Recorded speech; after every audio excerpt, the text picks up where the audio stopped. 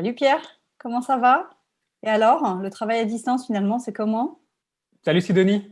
Eh ben, écoute, ça va plutôt bien. Un jour, je suis dans les bureaux, un jour, je suis à la maison. C'est de l'adaptation permanente.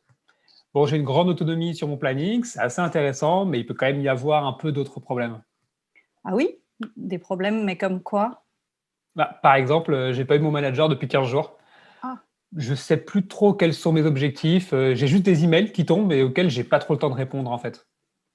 ah bon? Mais pourquoi? T'as pas le temps? Qu'est-ce qui se passe? Ah, faut me comprendre, avec toutes les visios qui s'enchaînent, j'ai même plus le temps d'échanger avec les équipes sur les projets communs. Et puis bon, je me dis qu'avec ce qu'on a connu en mars 2020, on a quand même réussi à trouver un peu de positif tout en étant à distance. Autant capitaliser sur ce qui a déjà été fait.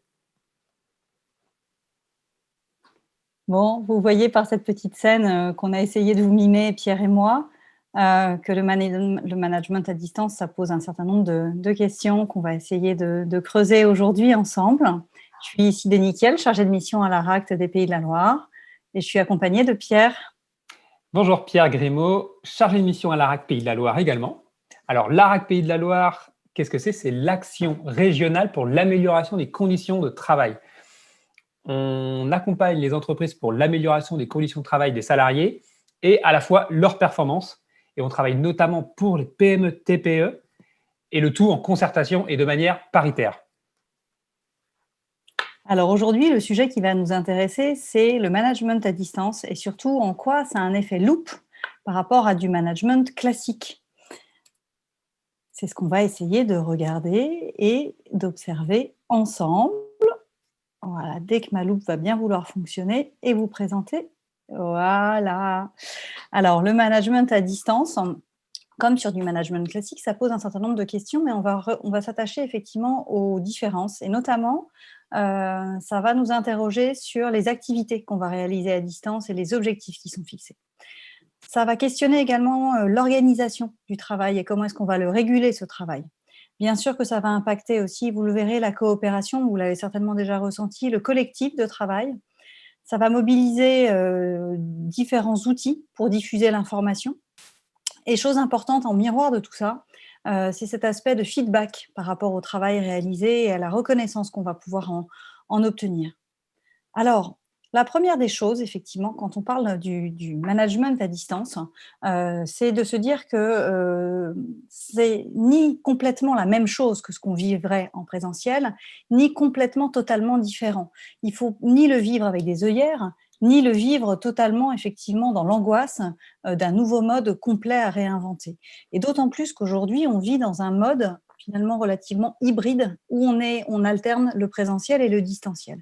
Et le besoin qu'on a par rapport à l'organisation du travail, notamment, c'est d'avoir une organisation qui va permettre de soutenir les collaborateurs et de soutenir aussi les managers, de redéfinir leurs activités, leurs attendus, de pouvoir préciser le sens. Et là où c'est important, c'est de pouvoir, et c'est notre piste d'action numéro 1, c'est de pouvoir co-construire avec les équipes le sens du travail, les objectifs qui vont être fixés, les différents modes de fonctionnement, de pouvoir rendre explicite finalement ces attendus en termes de travail bien fait, en termes de mode de fonctionnement, en termes de sens, en termes de mission, de pouvoir les définir, de pouvoir les expliciter, les prioriser et le cas échéant, pardon, les arbitrer.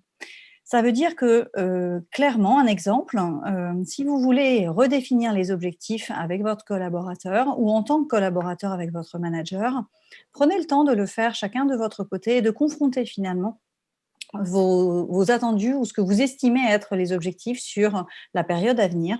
Essayez de travailler sur des temps courts et regardez effectivement ce que vous, en tant que collaborateur, vous imaginez être les missions que vous allez maintenir ou faire à distance. Et à l'inverse, côté effectivement du manager, regardez ce que vous attendez de votre collaborateur et essayez d'ajuster et de vous donner les moyens ensemble, effectivement, de pouvoir construire cette organisation. Voilà pour la piste d'action numéro 1. Mais effectivement, au-delà de, cet aspect, repenser l'organisation, il va falloir aussi la réguler, cette activité et soutenir les collaborateurs. Cette action du soutien et de la régulation, c'est vraiment l'enjeu du management à distance, de façon individuelle, collective, mais également sur la façon de réaliser le travail, de permettre une cohésion et puis de prévenir également certains risques professionnels.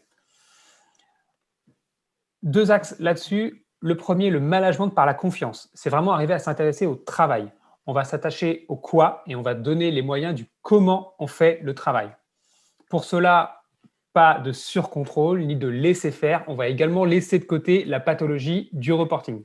On va laisser là le management par la confiance pour plutôt se concentrer sur la charge de travail, faire un petit focus sur une deuxième piste d'action. Bien gérer la charge de travail des équipes en télétravail, c'est réussir à articuler à distance 3 dimensions. La première dimension, c'est la charge de travail prescrite. Elle correspond à ce qui est demandé de faire. En fait, c'est les objectifs, c'est les tâches, c'est les missions, les activités qui sont confiées et qui sont prévues. Donc, on a des normes et on a des procédures à respecter. Ça recouvre également tout ce qui est demandé de faire sur le plan qualitatif et quantitatif. La deuxième dimension, c'est la charge de travail réelle.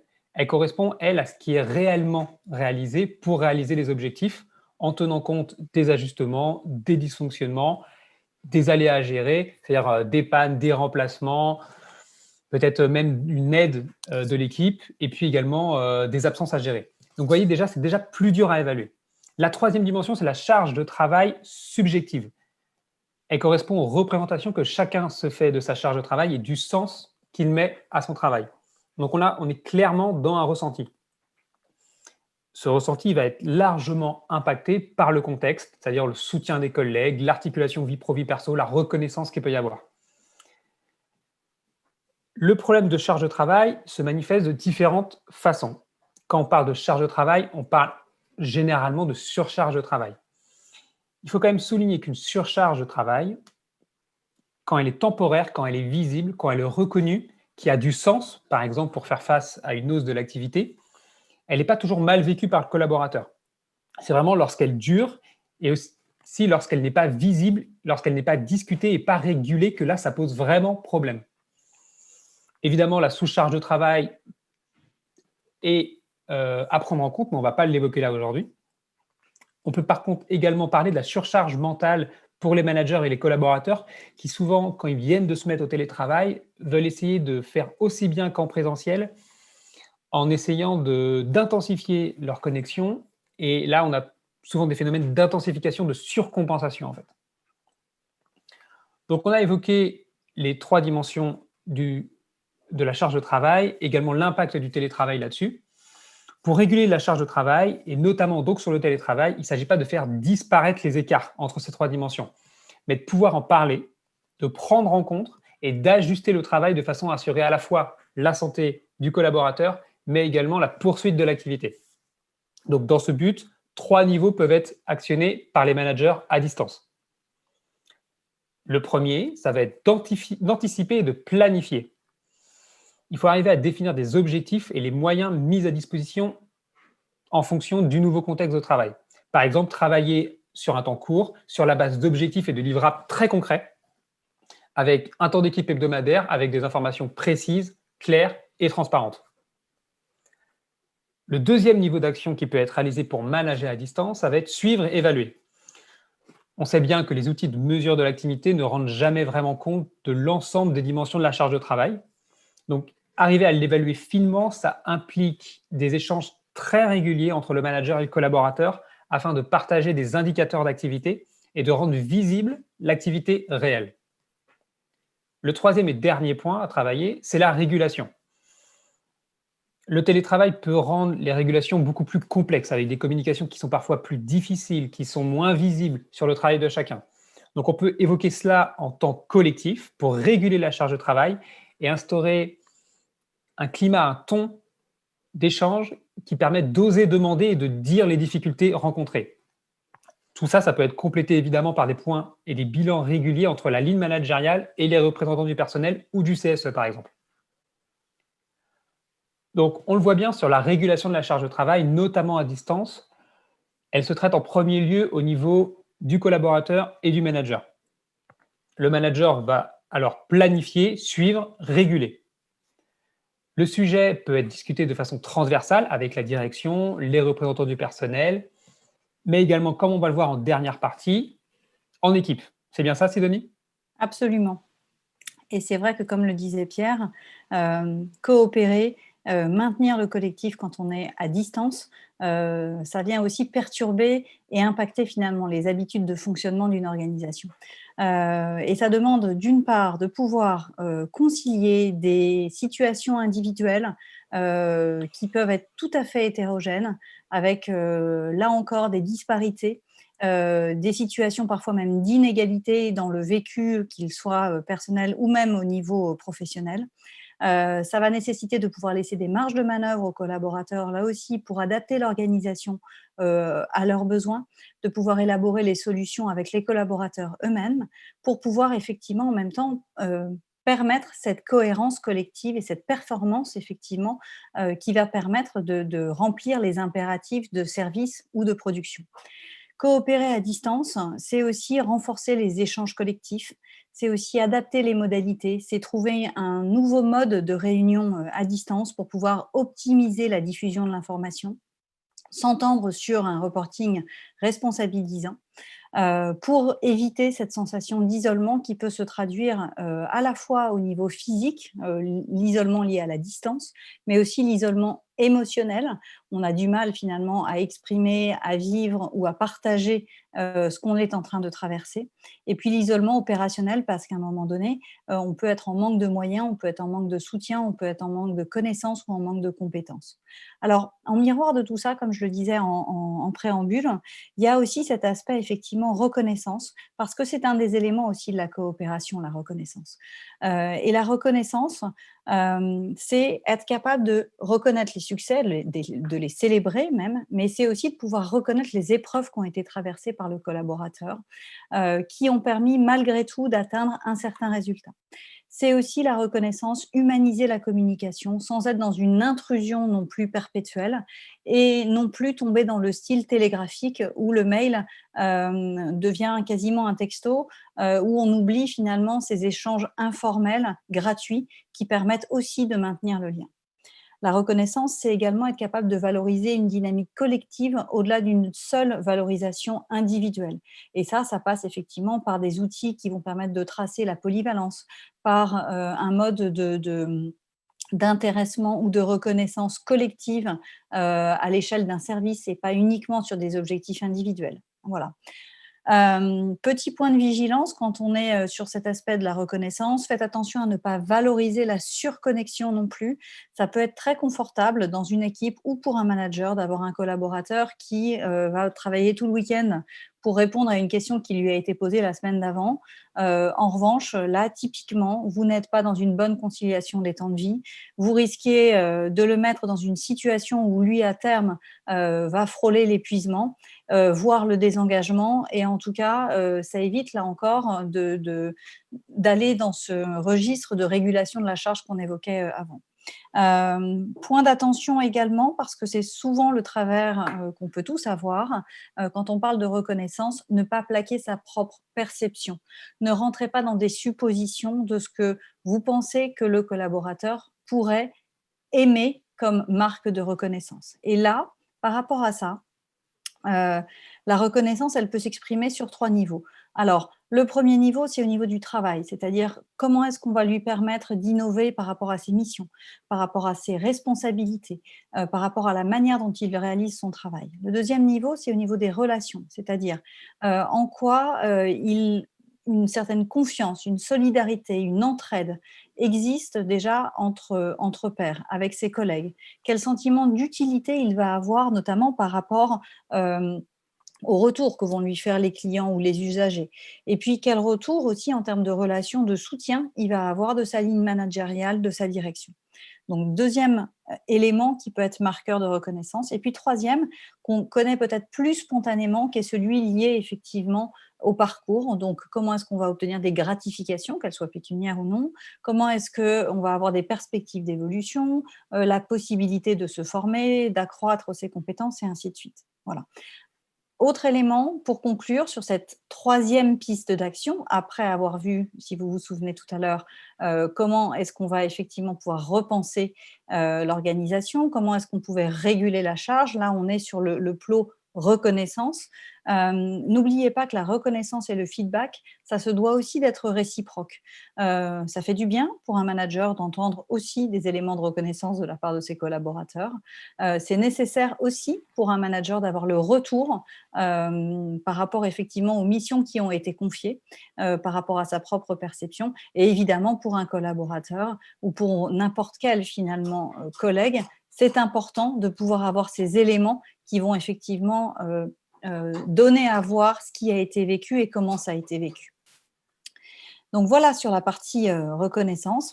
Donc quand on a vu tout à l'heure cet aspect lié à l'organisation, ensuite on a parlé de la régulation, ensuite là on vient de voir l'aspect reconnaissance et tout ce qui vient finalement favoriser ces éléments qu'on va mettre en mouvement dans l'organisation, c'est la capacité à dialoguer autrement dans l'entreprise. Dialoguer autrement, ça veut dire effectivement au niveau de la gouvernance, être capable d'avoir une communication le plus transparent possible par rapport aux missions, par rapport à la mission même de l'entreprise, sa raison d'être si on va plus loin, par rapport au sens, par rapport à la vision, mais aussi par rapport à ce que traverse l'entreprise, que ce soit positif ou négatif. Ça veut dire aussi que cette gouvernance, elle peut être réfléchie, repensée et avec un dialogue social qui va être rénové, intégrant effectivement les représentants du personnel dans un processus de décision avec plus de concertation. C'est ce qui nous fait dire que quand on veut manager autrement, et manager autrement pour atteindre plus de qualité de vie au travail, ça nécessite de s'appuyer sur 3 piliers, ce que moi j'appelle les 3 pieds du tabouret, c'est-à-dire d'une part la gouvernance, on vient d'en parler un petit peu, gouvernance ne veut pas dire uniquement direction, mais c'est aussi le dialogue social qui va s'appuyer sur une organisation qui va favoriser effectivement la réalisation du travail, qui va favoriser la coopération entre collaborateurs. Et puis, troisième pilier, qui est celui des pratiques managériales. Comment est-ce que l'organisation, la gouvernance va soutenir effectivement les managers? Comment est-ce que les managers vont eux-mêmes avoir les moyens de soutenir leurs collaborateurs dans la réalisation du travail? Quels sont les attendus par rapport à ces managers? Quelles sont les pratiques effectivement qu'on va favoriser? Comment est-ce qu'on peut faire en sorte que ceux qui font soient ceux qui décident par rapport à la réalisation du travail et ainsi de suite. Et vous voyez bien que on a besoin de ces 3 éléments. On ne peut pas se dire: «On va se centrer uniquement sur la formation des managers et tout ira bien». On ne peut pas se dire: «On concentre nos efforts sur le mode de gouvernance parce que le reste si le reste n'est pas décliné, ça ne fonctionnera pas». Et si on oublie également l'organisation, ça ne marche pas. On a vraiment besoin de ces 3 éléments-là. Et pour que ça fonctionne, hem, on va dire qu'un outil qui va mettre de l'huile dans ses rouages, ce sont effectivement des séances de discussion, d'échange sur le travail, de retour d'expérience. Alors Pierre, qu'est-ce qu'on imagine, nous, derrière ces séances d'échange sur le travail? Comment on les conçoit? Alors, une séance d'échange sur le travail ou un retour d'expérience, un REX, c'est vraiment parler du travail, mais pour agir sur le travail. Un REX, ça permet de garder en mémoire les événements qui sont passés. Ça permet également de résoudre collectivement les problèmes. Ça peut vous permettre également de capitaliser sur des pratiques performances et d'arriver à mieux gérer à l'avenir des situations de perturbation de l'activité. Parce qu'on n'est malheureusement pas à l'abri de prochaines crises ou perturbations importantes. Ça permet également de renforcer les liens entre les membres de l'équipe, notamment si on parle un petit peu du vécu. C'est permettre de soutenir, de reconnaître et de professionnaliser des compétences qui ont été développées pendant la période. Et puis également, ça peut servir de priorisation les actions liées à l'amélioration des conditions de travail, de la performance et de l'organisation. Donc vous voyez, un REC, ça peut avoir plusieurs objectifs. Ça peut se faire après une crise comme nous en sommes actuellement, mais aussi après un déménagement, après un gros projet d'entreprise. En fait, ça peut se faire après toute période pendant laquelle l'organisation du travail a été particulièrement modifiée. On a expliqué les raisons de mener un retour d'expérience. Le mieux, ça reste quand même de l'animer, ce REX. Donc, vous pouvez le faire. Vous arrivez à identifier un groupe de 8 personnes maximum, dans l'idéal 6. Si vous avez plus de 8 salariés, soit vous faites plusieurs groupes de retour d'expérience, soit vous faites un groupe composé des personnes représentantes de la diversité des métiers de votre entreprise et des situations de travail. L'animateur ou l'animatrice, c'est toute personne qui a l'habitude d'animer un groupe de travail ou une réunion. Le manager de l'équipe peut évidemment participer. Il peut aussi, selon le contexte, les échanges habituels, la qualité du dialogue social, ne pas participer au groupe de travail et s'impliquer à un autre moment dans la démarche. La logistique, vous avez besoin d'une salle qui est agréable, qui ne soit pas un endroit de passage. En matériel, des post-it, un paperboard, crayon, prise de notes. Et puis, sur les horaires, pensez aux horaires. Il faut qu'ils soient adaptés aux participants et pas avant ou juste après un moment de stress important parce que ça va influencer la qualité des échanges de votre groupe de travail. Après une introduction sur la forme d'un rappel du contexte et des objectifs, vous distribuez des post-it pour tous les participants. Puis vous posez la première question. Qu'est-ce qui s'est bien passé pendant la période? La période, ça peut être après le déménagement, après la crise, voilà. Après le premier confinement, par exemple. Une post-it égale une idée. Donc, les personnes peuvent avoir une ou plusieurs idées. Vous laissez bien 10 minutes de réflexion. Puis, chacun vient coller son ou ses post-it sur le paperboard en le présentant au collectif. Par exemple, ça va être les réunions d'équipe étaient vraiment sympas pendant le premier confinement ou pendant la mise en place des plannings, par exemple. Vous pouvez alors enrichir la discussion. Quelles conséquences ça peut avoir sur toi? Qu'est-ce que tu as bien aimé particulièrement? Comment ça s'est passé avec l'équipe? Comment ça a permis que tu fasses mieux ton travail, par exemple? Après 20-25 minutes, vous passez à la seconde question qui ce sera qu'est-ce qui s'est mal passé pendant la période? Là encore, un post-it égale une idée. Donc, par exemple, ça va être les relations avec les partenaires ont été dégradées ou des outils de connexion à distance ont particulièrement buggé ces dernières semaines. Et là, pareil, vous pouvez enrichir la discussion. Là encore, ça va durer entre 20 et 25 minutes. D'expérience, on soulève plus de problèmes, de choses positives. Donc, comptez un peu plus de temps pour cette deuxième partie. Donc, sur cette première et deuxième partie, vous allez vraiment avoir des éléments qui vont ressortir comme le fonctionnement de l'équipe, comme la communication, comme la gestion des risques, la santé au travail, les compétences à développer, l'articulation vie pro, vie perso, les horaires. À partir de ces post-it, notamment de ce qui s'est mal passé, vous pouvez poser la troisième question qui sera quelles améliorations, quelles ressources vont être à mobiliser, à mettre en œuvre dans les prochains mois, prochaines semaines. Un post-it égale une solution ou une ressource à mettre en œuvre. Là encore, vous laissez bien 10 minutes de réflexion et les personnes présentent leur début de solution ou proposition d'amélioration aux autres participants et là s'engagent les discussions. Là, les discussions sont beaucoup plus animées à ce moment-là. Par exemple, pour une compétence numérique qui serait à développer au sein de l'équipe, on peut nommer un référent Zoom ou pour la communication dégradée, monter un groupe de travail communication interne avec les représentants de tous les services. Ça peut être ce type de solutions qui peuvent être proposées, plus ou moins approfondies et plus ou moins concrètes. L'idée, c'est vraiment de pouvoir échanger sur ces propositions et d'identifier après ce qui va être mis en place. On peut évidemment grouper des améliorations et des propositions d'amélioration dans un même package qui seront travaillées plus tard ou sur le moment. Alors évidemment, petite vigilance à avoir, il n'y a pas de baguette magique. On ne peut pas en 10 minutes régler tous les problèmes qui ont été soulevés. Donc peut-être qu'il va falloir prendre le temps de laisser à une réflexion ou de réaliser parfois un diagnostic qui sera un peu plus approfondi. Peut-être également qu'on devra faire une priorisation. On ne va pas bosser sur 5 ou 6 projets sur la même période. Cette priorisation, elle peut se faire vraiment en toute fin d'animation. Voilà les priorisations pour le groupe de travail, les 3 ou 4 à bosser dans les prochains mois. Voilà, Sidonie, un REX, un outil pour dialoguer autrement dans une entreprise.